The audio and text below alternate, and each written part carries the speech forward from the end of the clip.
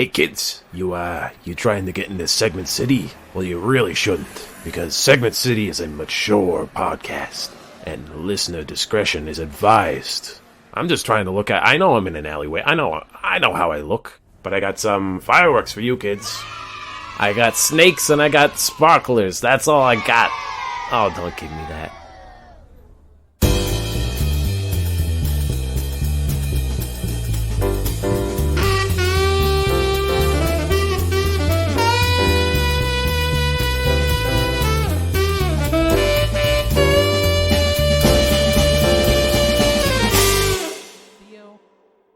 How was your weekend? Well, I feel like we've been doing Halloween content for the past, I don't know, 20 episodes, it feels like. And finally, this past weekend was Halloween, and your boy did absolutely nothing for it. It was the blamest. I think we got... So, we couldn't have given out candy anyways because our doorbell is actually broken. So, we have no idea if anybody came to our door. But even if they did, I was not planning on giving out any candy. Mm-hmm. Same. Because of COVID. Like, I usually would. Last year, I was very excited to give out candy, and it was very fun seeing, like people come up and have cool costumes. I think that one person came and must have run our doorbell at least because I heard some voices outside of our house, and our lights were on. We were sitting in our living room. We had our blinds drawn, but our lights were on. And I heard some voices, and then I heard just a thump on the side of the house, and we live on the second floor. So, I think what happened was someone must have rang our doorbell, got annoyed that our lights were on, and thrown a snowball at the side of our house. Yep. I think that's what happened. And Laura was sitting there, my girlfriend, and she's like, "Do we need to get down?" And I was like, what do you mean? It's a snowball or an egg, and it's probably a child throwing it. Like, we're good. This is the closest to a war zone she's ever been, and she's like, "Do we duck and cover?" She flashes back to fucking Kuwait. Yeah, she flashes back to elementary school, and she's like, "Do we drop, drop, and roll? Stop, drop, and roll? Where's the quicksand? I thought there was gonna be more quicksand." So that was my only Halloween experience. I watched Scott Pilgrim. And it was a good time. Have you ever seen Scott Pilgrim vs. I saw it a long time ago, and Laura hadn't seen it, and so we went ahead and watched it because it was on Netflix, and it was a fun flick. I love it. It's a good one. It's the classic the graphic novel is better, and it's like there's a person in the movie standing there being like, "Well, actually, the comic was better." Yeah, and it was like I heard that line was like, "Of course they put that in. Of course they did." There are people who said they should have split this into two movies, and I respond, they barely made one. They barely had the funding or attention span from the crowd for one. It didn't do well in the box office. No, it's a cult favorite. Like, it's a really good movie. Yeah, it's a very fun movie. I really like it. It's a fun. It's a really good example of just like perfect casting. Like, Michael Cera is just so phenomenal at that character. I love it. He's so whiny. Good. He's whiny, but yet likable, and you kind of root for him and kind of think he's a scumbag. Yeah. It's great. It's so good. Everyone's very good in it. It had a great cast. Aubrey Plaza, Chris Evans, Brie Larson's Brie Larson. It had a really good like star-studded kind of cast there. It was pretty cool. I love his roommate. Yeah, so he's constantly hooking up with different guys. Yeah, it's just great. I love his roommate. In the same bed, and the boy, he has like two boyfriends over at the same time. I love it. It's so good. Well, going from a movie that's didn't get a lot of like praise, but is now is good, to me watching the movie Poltergeist, and I didn't really like that movie. Oh, okay. Well, Bob. It's a weird movie because I've heard so much about it, and everyone's like, it's fucking scary. It'll get you and I was like, I'm ready for this. I'm in the mood. 2 hours, okay, maybe a little long, but we're gonna do this. Maybe like 145 would be the right ballpark, but sure, let's do it. I sat down, watched it, and I was like, it feels like a movie made for families, like a scary movie for families, which is not. But like there are things like Hocus Pocus that are Hocus for families. Pocus is distinctly a family movie. Yes, but it's this is like scary.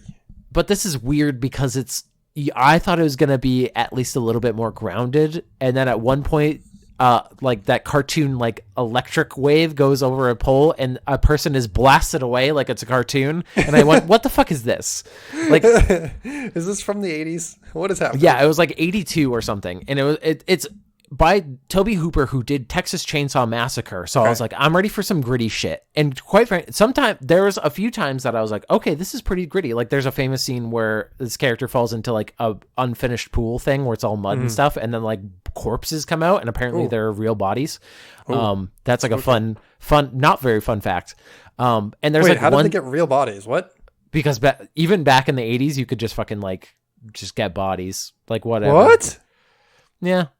I don't think they specifically were like, let's get corpses. I think they like bought things like, and then they're like, no, these are real. Like these are not. That's grade A wild. Like that seems like control of like dead humans seems like. Oh, it's so common back. If you like, even back 100 years, Jesus What do you Christ, want to be when were, you're dead, Johnny? When I'm dead, I want to be in the movies. Do you know about H.H. Holmes? The serial murderer who's like one of the first urban serial murderers, and he had a death hotel in Chicago, which is just a great concept. But he would he would kill people, he would strip the flesh from their bones with like chemicals and stuff, and then he would sell their skeletons to medical students. And they would buy that shit up. They didn't ask any questions. They're like, thanks for the skeleton. Thanks for the real life full-size skeleton. But the movie was like, there's one scene that I was like, oh, okay. But it was like a guy and he's freaking out because the poltergeists are messing with him. And he goes into a bathroom and he's looking in the mirror and then he starts like pulling his face off. Except it would be terrifying, except there's a hard like cut where you can tell that they changed. And there's a dummy's head. It's obviously, and he's pulling the like rubber off of the skull or whatever. And I'm just like, come on, dude. Like if they were to redo that with like modern effects and makeup, it could they be did. Really... They made a remake of it. Oh no. It was apparently bad because it's a good concept for a movie of family moves into suburbia or they've been there. And then spoiler alert, it was built on a graveyard that the contractors or whatever just didn't move the bodies. They just moved the headstones, which they explain like at the end of the movie. And then like while a bunch of caskets are coming out of the ground, but it's just so cartoony because I expected something more subtle. Cause like they turn around and then they turn back and like all the chairs are like pulled away from the table. I'm like, ooh, that's okay. That's creepy. And then she turns around again and then they're stacked on the table and you're like, ooh, Spooky. And then like they're fucking like floating shit around. Like it's the most magical, like supernatural. And they get experts and they're like, I once saw a thing move over 10 hours. It moved across the table. And they're like, okay, let's go into my child's room. And there's things floating with bad effects. and they're like, oh God. And I'm just like, it's so cartoony. Like it just has that level where I'm like, okay, you lost me as an adult. It's a fun movie, I guess you'd say, but you don't want to necessarily have that for a horror movie. Right. You don't want to come out and be like, that was fun and zany. I came out being like, that was just dumb. Like, it was just a dumb movie. And I looked up reviews and like some people were like, I loved it. And then other people were like, that was dumb. And I'm like, I'm one of those people. I'm one of those homies. Or it's just, it had no good, like the structure was weird and like it didn't have enough scares for me. But anyway, this is Segment City. 8 minutes in. 8 minutes in. I don't even know if that's a record. If you're still with us. If you're still with us, this is Segment City, a podcast in which Theo and I present segments each week. Some are new, some are old. You know the deal. My name is Will Kane, spooky poltergeist hater. And I'm Theo Sapakos. I'm pulling my skin right off. Oh, geez. Oh, no. Well, let's just, you know what? Will doesn't have any stupid thoughts today. I'm too smart today. Whoa, Will doesn't have any stupid thoughts. Yeah, I don't have any stupid thoughts. Well, we can just get chatting with just a casual first segment. Just a one we haven't done in a while. What you playing, Will? What you playing? Oh, well, okay. I haven't played in a lot of video games recently. I'm gonna be honest. I've been very busy. I'm still on Last of Us 2. Yeah, it's a grind. It's really a grind. So I saw a trailer for a game called Prey of the Gods, which a trailer just came out. This will probably I haven't heard of dated it. now. It's basically Shadow of the Colossus. Like it's huge monsters. I mean, the name sounds like it. Yeah, and like there's also like smaller things, and I had the thought of just watching it and just like imagining somebody from even like 20 years ago, even more, just being like, "Oh my god, that's a game! Like that's amazing! You're fighting these giant monsters," and me just being like, "That's not even the most popular game." That's just a random game that not that many people have heard of. Yeah, and they're like, well, what's the best game of like what's the game everyone's talking about in 2020? I'm like, oh, it's a game where depressed people kill each other in the post-apocalypse, And they're like, you as the player feel bad. and you feel bad, you feel depression, so you're giving yourself depression. Yeah, it's great. Yeah, right. It's right on. You get it. You seem to get it. Yeah, and just the like spectacle, and then you like hard cut to just Ellie just like in a corner just shivering and terrified of people catching her, and you're just like, okay. So I've been playing that. I haven't played it for a bit. I also played a little bit of Little Nightmares. I don't know. Definitely. The Halloween season, which I can't believe I haven't finished yet because it's like a 4-hour game. I just haven't had any time, and I had Annie play it too because it's like you're a little like person. It's like a child with a yellow raincoat, and you're going through this like weird place, and they're like gross adult characters that like will chase you and try to grab you. Right. But the problem with the game is that horror games are built on suspense, and if you keep dying, there is no suspense. Right. The thing is, you need to be just on the edge of dying so that you feel like the stakes are real. But if you just keep dying over and over, you're like, oh, this isn't that bad. The worst case scenario is I just die, and it's not that bad. I get moved back a few minutes, like whatever. Like a game that did that really well was Amnesia: The Dark Descent, where it's like you can't. There's a moment I remember in Amnesia when a monster is busting down a door, and I was just hiding in the closet, being like, and then he busts down the door, and I just watched this monstrosity walk up to me, and I had this weird moment of like, it's going to kill me. And it's okay. And I just had this like you had this very Buddhist moment of euphoria, I will be reincarnated, and I was like, "It'll be fine." I'm like, take me, and he just cut me down. And I was like, okay, back to checkpoint. Back to the game. But yeah, and I played a little bit of Star Wars Squadrons, which I got for $40, which I enjoy. I think it's a good little gem. I recently picked it up because it was already on sale. Really? Yeah, it was already 25% off. But I mean, I haven't started playing it yet. But I was glad to hear part of the incentive. Part of the reason why I bought it was because you had said some pretty good things about it. Yeah, apparently it's good in VR because I told our friend Thomas to play it, and he was like, VR is really cool, but you get really motion sick. And I was like, I was thinking of just popping over to CVS and like buying some motion sickness pills and just being like, I'm just gonna medicate and see how this game goes. I would love to play it like once, but I'm fine with it. So like normally I'm already like, whoa, where am I? Because you're just in fucking like space, just flying around. I played the Battlefront game that came out in like 2015 or something or whatever, 2014. Battlefront 1. Yeah, they included a single X-Wing mission in that in VR, like as a later update. Okay. And I played that, and it was really fun. It was really good. So like, full game of it.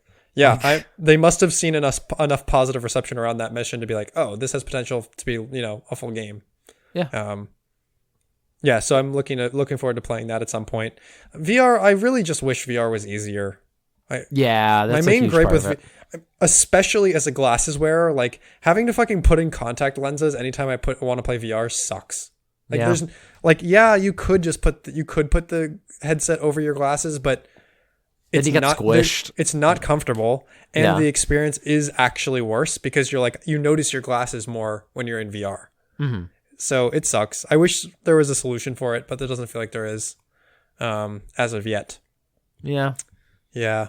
I've been playing I've got Crash 4. It's fun. It's a really pretty game.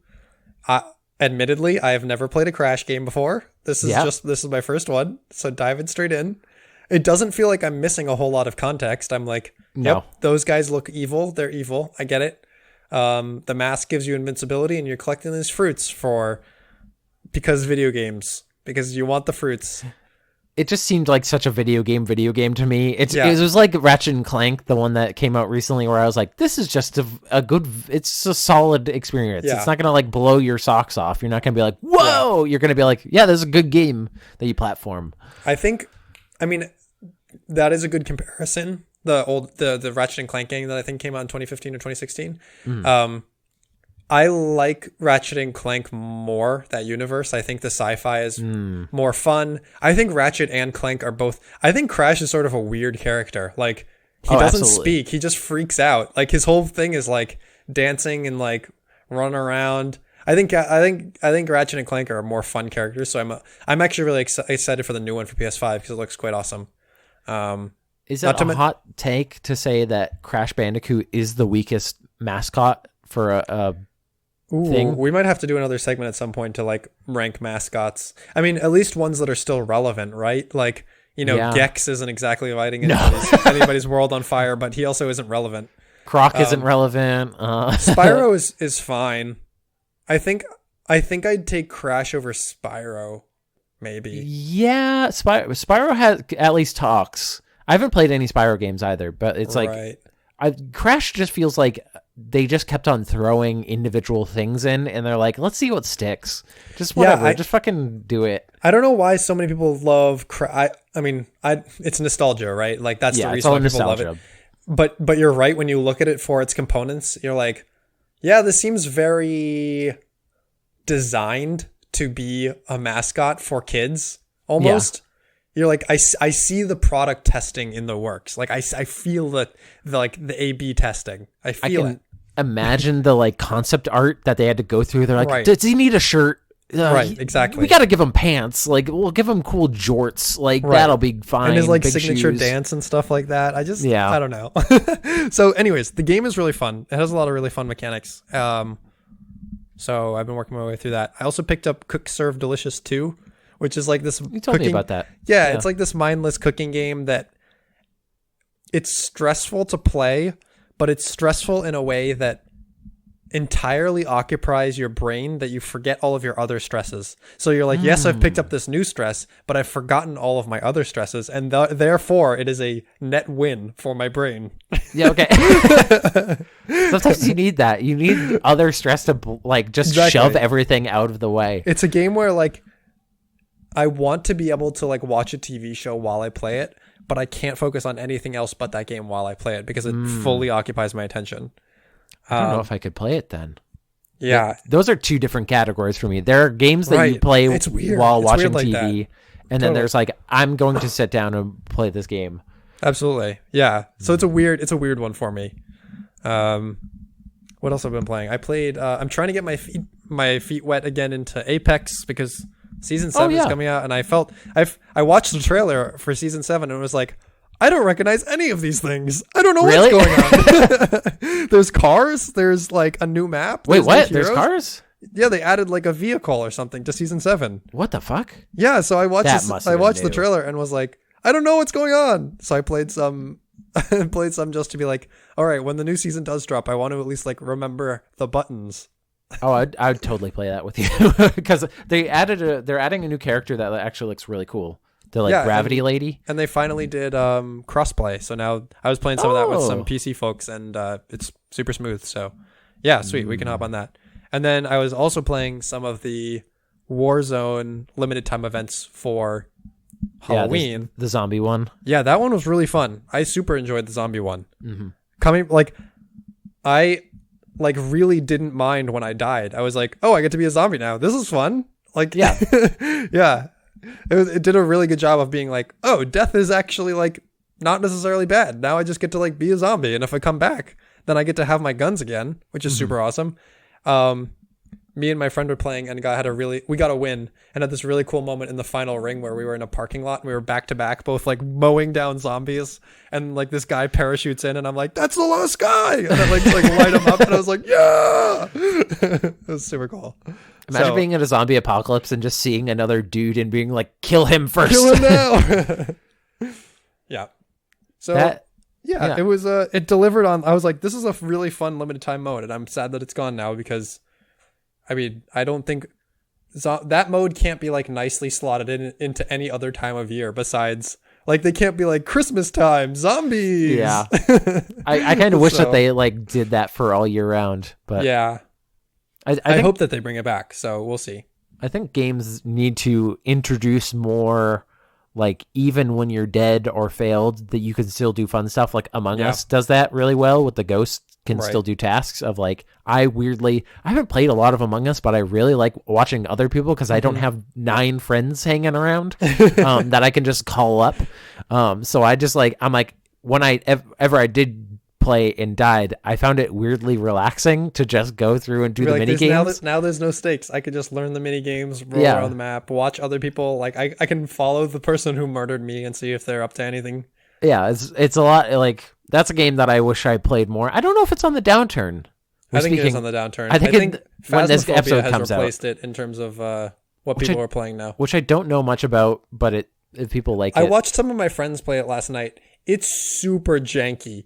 Like, yeah, it seems. It's like somebody made a capstone game and they really needed another 4 months to polish and did not get those 4 months.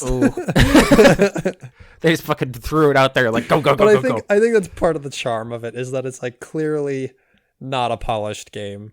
There's games like that it's like, what was the dad simulator where you have one person plays as the dad, one plays as a baby that's trying to kill themselves. Like that game is so janky. Like when you crouch, literally your torso just goes into your legs. Like you don't like crouch, your knees don't bend, your legs are still straight, your just torso just goes down. I like that though, because it's like you need to recognize when an idea in a game doesn't need polish. You're like, no, absolutely. This is just what it is. And they haven't updated it in forever, probably. No, it's fine. It's fine. It doesn't need to be more than it is. I think games are definitely benefiting from Corona. That's like Fall Guys, fucking huge. Huge, yeah. I mean, I think that's huge. I think Fall Guys peaked really hard. Absolutely. I loved Fall Guys, and I still haven't played it. I played like 2 matches in season 2. Yeah, and I was like, this is just more of the same. I'm good. I was out of it. I didn't even see all the game types. Like I just did it. Yeah. I played it enough that I was like, okay, I got my fill, and then I'll go back. I don't know what they could do to Fall Guys to have it make to get people back. Like the whole structure of like seasonal events was novel at a time, but now I'm like, every game has a season. I'm not coming back for every game. No, yeah, like, absolutely not. I'll come back for Apex because I was like, okay, it's season 7. I probably haven't played since season 4, so like maybe I'll pop back in.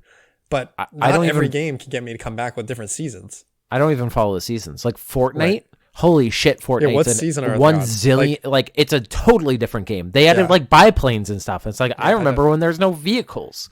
I remember when your axe was your main weapon. Fortnite is the only game that I've ever heard about the community complaining that there are too many updates for it. Yeah. Every other community is like Apex doesn't get enough updates, which because they don't crunch, which I like. Right. Like I'm fine with less updates, even if it means that we're like, wait, there's another season coming out. Like what? Right. I forgot about this game. But it's also a problem that everybody, like the first games that did seasons, they're like, oh, this is super popular and super successful. Mm-hmm. So like everybody's going to do it now, except when everybody has a service, then nobody cares. Right. So there's too many games and too little time. Yeah, that's what I'm figuring out. As I'm not even like full adult moding. Like my cousin got a puppy and he's just like, so I was living on easy mode and I didn't realize that until it went on hard mode with this puppy. I would say that that a puppy is only normal mode. Children is hard mode. Puppy is normal mode. Are indeed hard mode. I think that would be, but for some reason I think that puppies would be harder. For me personally, because I've had to clean up so much dog pee in my life that if I have to clean up more, I swear to God. I've had to pick up so much poop. Not even dog poop, just poop in my life. In general. In general. Blanket statement. Listen, sometimes you got to go doozies and you do it on the sidewalk or on the subway train and you just got to pick it up. The world is your bathroom. Yeah, you just pick it up and you just toss it out the window of the train. Okay. Into the tunnel. Yeah. Yeah, that's where it goes. That's and they say, hey, those windows on the train aren't supposed to open. And you say, listen, I'm throwing duty out of here. I can either throw it out the window or I can throw it at you. Pick a lane.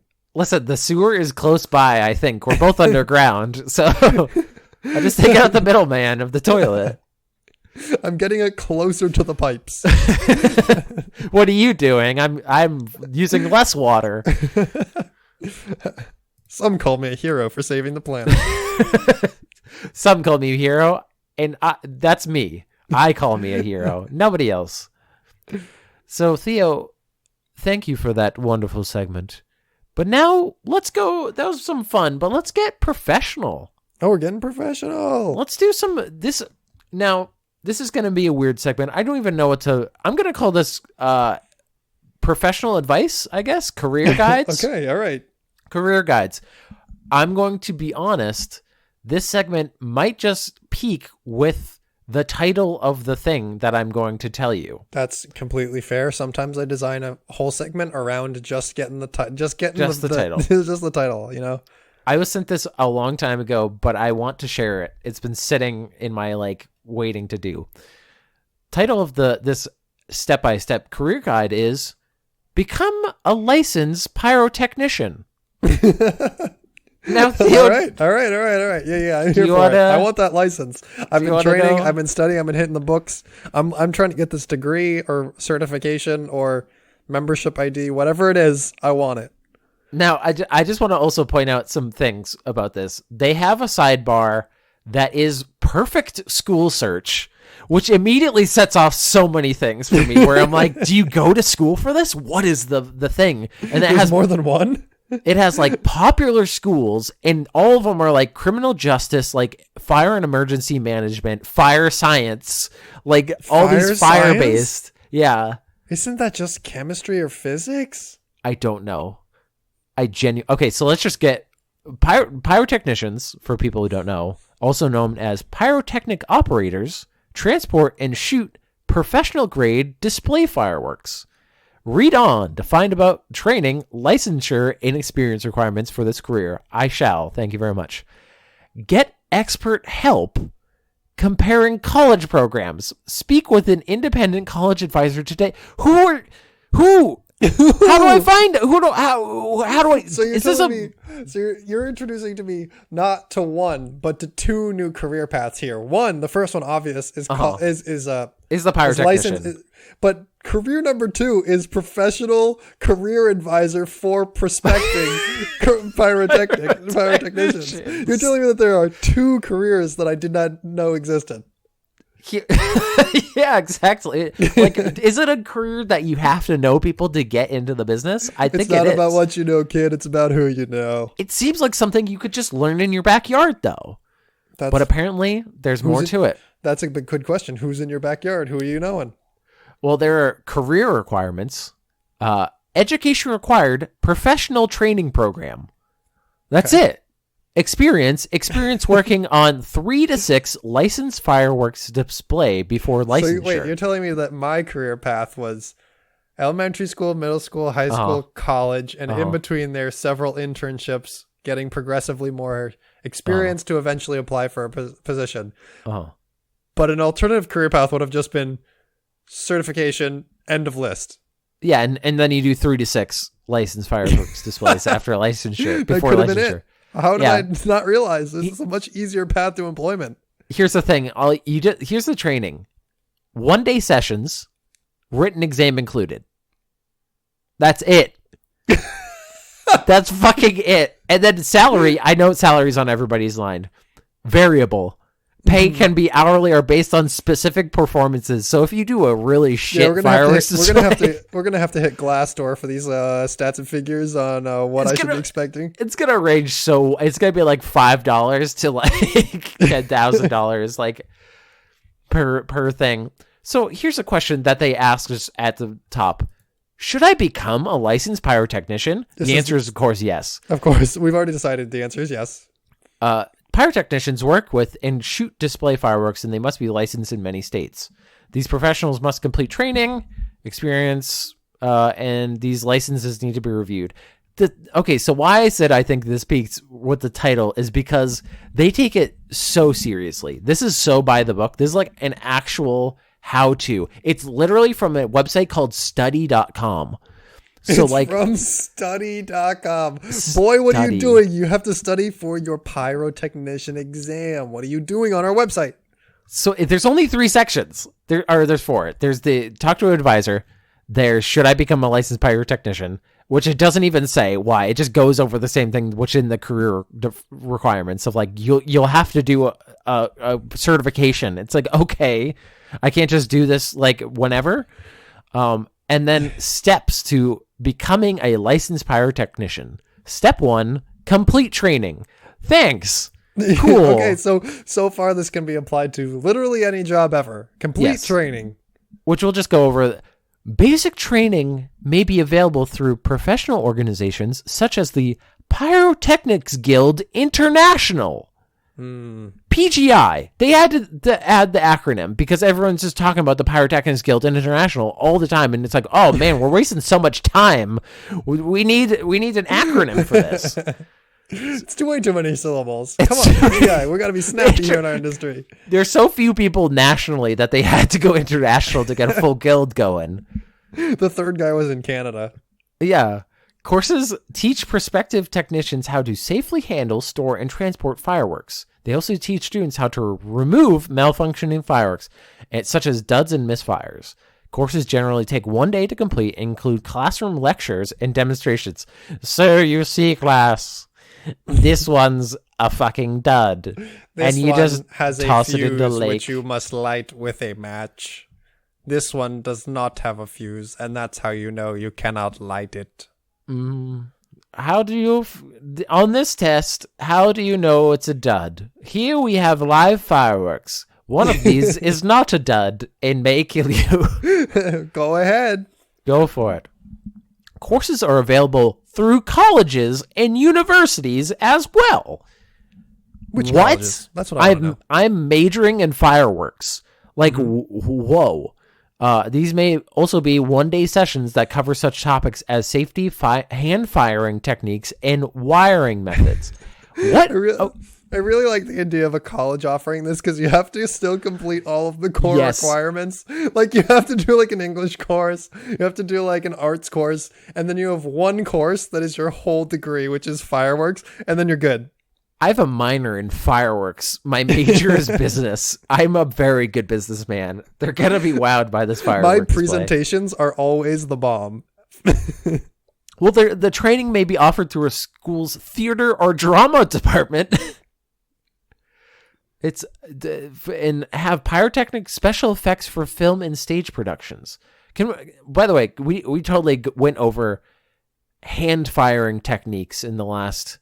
Hand firing. People are just fucking shooting these off from their hand. Like they just light it and shoot them like fucking like a wand. Like a wand. Like they're just like, hey, hey Harry, watch out. I invented a gun. Fucking redneck Draco always shooting fireworks at me. Hey Harry, watch out. Hey, Avada Kedavra, bitch. Just shooting their friends. Step 2, gain work experience. They're just like, hey, just get into the workforce. Yeah, you don't have to apply or anything. You can just waltz right up and be like, I'm the fireworks guy. Hand me your fireworks and I shall light them. You think you're qualified? I have my degree right here. And it's laminated so I don't light it on fire once again. It happens all the dang time. I'm always lighting these on. I attached it to my to a firework one time by accident and it blew up. So they had to print me off another one. The gain experience is basically like you gotta get your hours in. It's like it's the equivalent of driving a car. That's why it's crazy to me. The career path basically amounts to just do it. Just go ahead and do it. But can you like I know this is like how to be, but is this a career or is this like a side gig? Like I don't know because I think your idea of major in business, minor in fireworks is probably the path best taken. This, by the way, the rest of this is just like very by the book. It's like passive pyrotechnic operations exam from the fire marshal's department. They have to do experience most states require scores of at least 70 to 90% in order to pass. Pretty good. I hope so. You got to know which side to point up towards the sky. And then step 4 is maintain certification. But can we just brainstorm right now? Just think of the people who are going to use this guide that needed this guide in their life. They went. I never thought of all of these steps. Who could have thought it would have been this complicated? I feel like I'm envisioning there. One time, Annie and I went to there's a space museum kind of thing in New Hampshire, and we went to it, and there's barely anyone there. But out of the observatory area came this man who's who it is his hobby to be in that observatory. He's the observatory guy. New Hampshire. I have a big beard. I'm wearing overalls at all times. I got a weird hat on. He's that guy. Mm-hmm. And I'm imagining that this is a different flavor of that guy. Of just the pyrotech, he always is covered there's in New Hampshire observatory guy, and then there's instruction on pyrotechnics guy. You know that so many people you could be living next to somebody in New Hampshire who is a licensed pyrotechnician, and you could be living next to someone in New Hampshire who's an unlicensed pyrotechnician. we saw some of those people. We did. But that's the end of my segment, because the rest of the article is, we could read it, but it's pretty by the book. What's the bottom line here? What's your career advice if we had to sum up this segment? Just kind of just go for it. Just buy some fireworks and do it and see if just you get a license. Just get some you gotta just do 1-day courses. CPR is the same, feels similar, except you don't have to do CPR in the field, I guess, is the difference. I feel like learning CPR is probably a better use of your time if we're honest with ourselves. Yeah, probably. But you know what? Maybe a better use for time going on to our next segment. Theo. Wow. The master of transitions once again, baby. Got him. Hey, Will, it's coming up. It's coming up to Turkey Day. Oh. Don't you know it's coming up? It's always coming up. It's always coming up. I mean, now it's especially coming up. So I think we need to do a little deciding here to come down to what is the best food on this great day of giving thanks. Okay. I have here a bracket, and we're gonna go through it. I'm gonna give you pairs, and we're gonna have to pick one of the pairs, and we're eventually gonna get down to a single winner. Yeah, I'm ready for this. I thought you were gonna have to rate it, and I was gonna be like, they're all 10s. It's all 10s. They're all 10s. No. This is forcing you to choose. Okay. All right. So we have an eight pairs here. So first pair. Okay. Turkey, candied yams. Turkey. Easy. Top tier turkey. Turkey is S tier. Must have. Turkey is the main part of the dinner. Yes, if you don't have it, then candied yams. It's I have not even had candied yams. Candied yams is traditional for some people, but not for others. Not for me personally. If it's not in everyone's tradition, it's out. All right, number 2, rolls or Brussels sprouts. Ooh, we're already getting into the territory. I'm gonna go Brussels sprouts. I feel like that might be interesting. Here's the thing: bread is good all year round, and just taking up space that could be taken up by turkey. Brussels sprouts at least offer some nutrition in some difference. I have to be honest that when I fill my plate for Thanksgiving, Brussels sprouts is not making it on the plate. No. Brussels sprouts is absolutely making it on the plate. I had the opposite reaction where I fill up my plate and then I'm like, oh right, I have to also put a roll here, and I end up awkwardly balancing it on the side because there's not a good place to put it. I'm with you on Brussels sprouts. I didn't see that take coming from you. I just didn't see it. Really? I did. I did listen. If they're good rolls, sometimes people get that good roll that's a little bit crusty on the outside, but has that good dough, that good center that's soft and great. But Brussels sprouts had to win.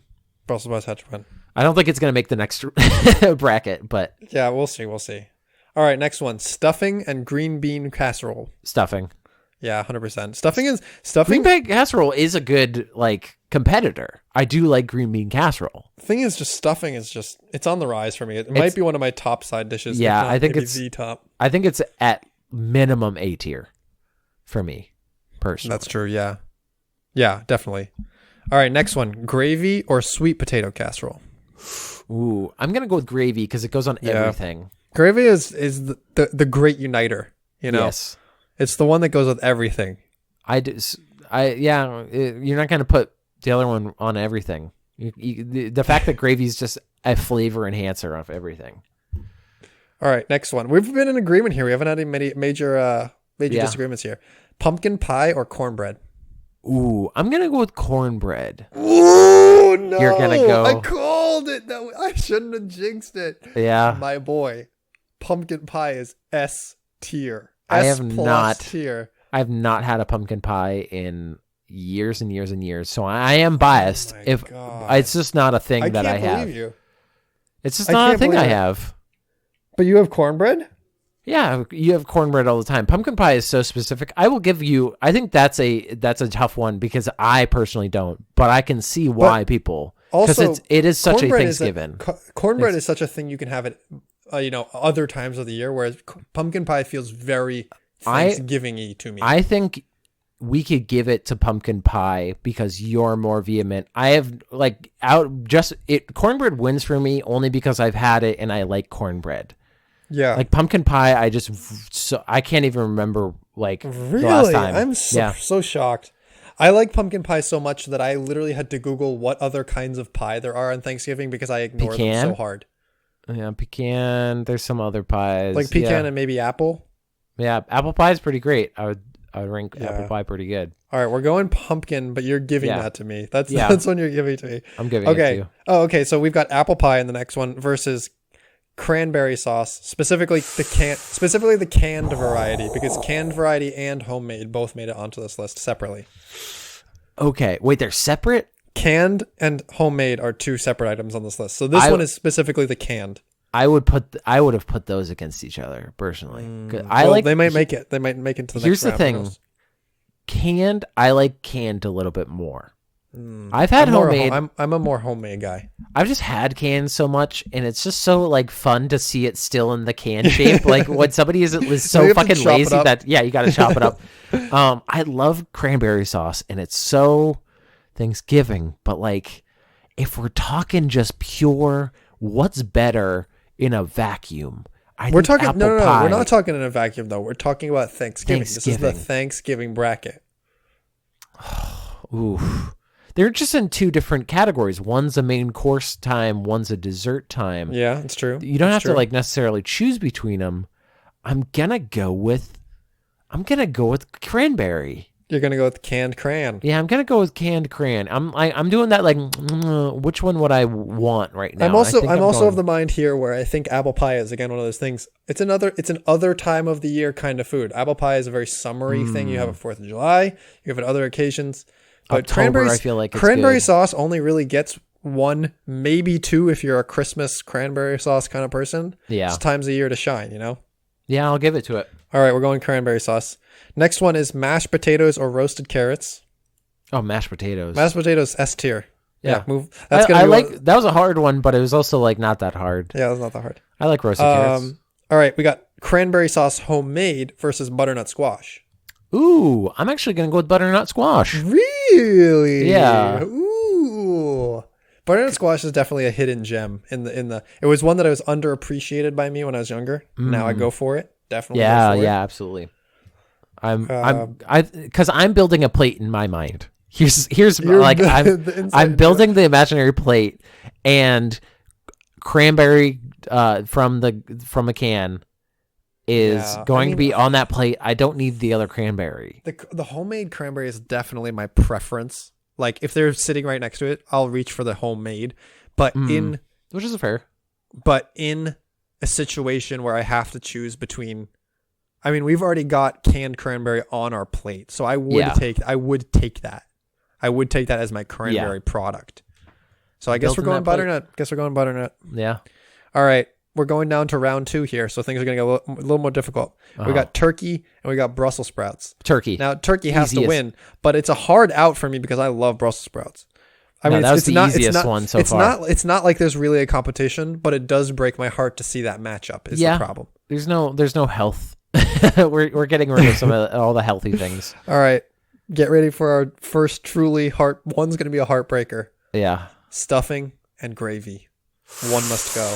Shit. Oh man. My plate would be so dry. It would be so dry, but at the same time, I don't know if I can continue this journey without stuffing. Yeah, I'm going stuffing. I'm sorry. I know eat. my mouth is going to be dry as a bone, but it's the decision that I have to make. But the flavors on my dry tongue are gonna be exploding. Exactly. They're going to be popping off. Yeah, I agree. All right. Wow. Yeah, we just eliminated gravy. I'm really surprised.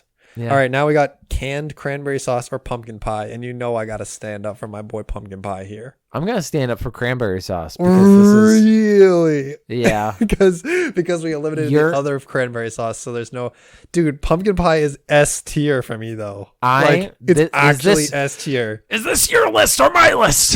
Whose list? I don't know, but I got to stand up for my boy. Would pumpkin pie win the whole thing for you? It would be in the final bracket. It would be in the final showdown. I just have I'm biased because I haven't had it in so long. I just can't even. I implore you to this Thanksgiving at least give it a try. If give it's it a there, nibble. If it's there, yeah. So I'm going cranberry sauce. I'm sorry. You're going cranberry sauce. It breaks my heart to see it. Yeah, I know your tier would probably get to turkey and pumpkin pie. Probably would, honestly. And then we get to. I think turkey would win for you. All right, this one's easy. Mashed potatoes, butternut squash. Move Mashed along. Potatoes. Yeah, easy.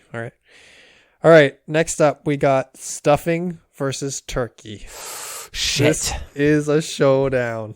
God damn it. God damn it, dude. Ooh.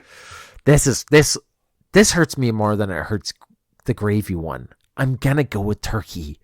Yeah. I love stuffing so much. And I'll go back and I'll get when I get seconds, it's like stuffing, turkey, like just a mini version of my plate.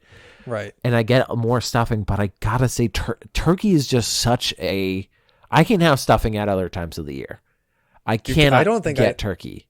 I think it's reversed for me, where I think I can get turkey other times of the year, but I see stuffing once a year. Like a bird, like the whole bird. I get lunch meat turkey. I don't. The thing is, when I get rotisserie chicken, I'm like, this is kind of close-ish to turkey to me, where it's it's giving me that satisfaction. Yes. But stuffing legit, I only see once a year. I'm gonna go turkey. Yeah, I don't stuffing. I don't see how you can't. You kind of have to. Your hand is forced, right? Your hand is forced. But we all know stuffing is in the starting five. If it was on the other side, I think stuffing. It would be in the end for me turkey versus stuffing. Right. That's me. Well, on the other side, you might have stuffing versus mashed potatoes, though. That might be the mashup you would look at. I would go with stuffing still.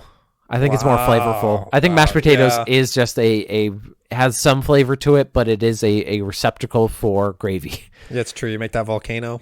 Yeah, you make that a good volcano. So let's go to the other side. Let's get this down. So next up, we got cranberry sauce versus mashed potatoes.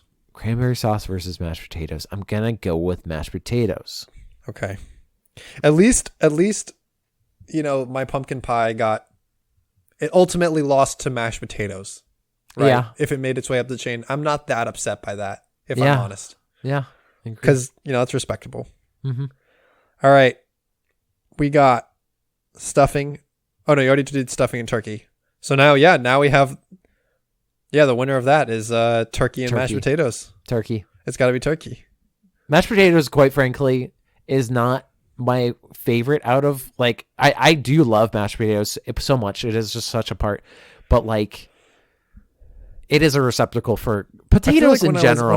When I was younger, I liked just mashed potatoes straight up. Now I'm I gotta get some garlic in there. I gotta get some cheese in there because you need something, right? Potatoes are by themselves not all that tasty. If you just a baked potato is fine, but you're gonna be like, if you eat a baked potato with nothing in it, that's a hot take. That's not tasty. You got to add butter. You got to add salt. Yeah. Which you could make the argument that if you need butter and salt for a thing, it's not good by itself. Would you replace, but I'm an Irishman, so on your Thanksgiving plate, would you replace mashed potatoes with French fries? Would you do that with a good French fries? Absolutely not. Really, you wouldn't try to go the poutine route? Thanksgiving poutine. Different thing, different flavor profile. I wouldn't be able to get the crunchy. Everything needs to kind of be oily for French fries to really work. That's true. My family is weird, and because on my mother's side, they're my grandmother was from a German family, so we have noodles. like egg noodles, Whoa, interesting. Okay. which is just a different receptacle for gravy. It's true. It's like another blank slate. But like sometimes you get like you'll have people bring mashed potatoes, but you also get noodles, and that's a hard toss up. Then you're like too many bland things on my plate. Too many like carbs. Like what do I do? Too many empty carbs. That's kind of why I think that rolls went out early in ours, because it's just another blank Empty. slate. It's just empty. Yeah, for me. It can be really tasty, but it's just empty again. It gets on the plate, but as you said, it's the last thing you go, oh, wait, I think I need a roll. And then like it fills up space in your stomach. That's the problem with it. There's only so much capacity in your stomach. That's the limiting factor, really. Turkey had to win, but stuffing was a close second for me. Mashed potatoes is good, but I don't think it is necessarily top tier. Yep. I think it's very good, though. Anyway, that's a good, fun Thanksgiving time that we're going to end the podcast on. Thank you, everybody, for listening to this episode of the podcast.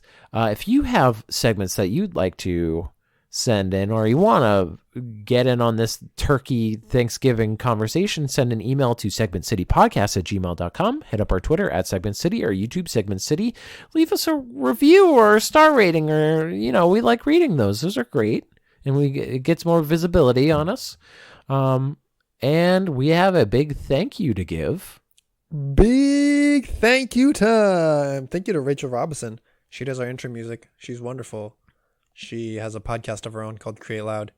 She likes turkey in her starting five, but she thinks stuffing is trash. What? Did you talk to her about it? I didn't. Oh, you're making hard assumptions. She's just like, no. No. I hate turkey and I love stuffing. Maybe that's her hot take. We'll see. Who knows? But I do know that's the end. Goodbye. We're done. Wow. Hard end. Hard All end. right, we out. We out.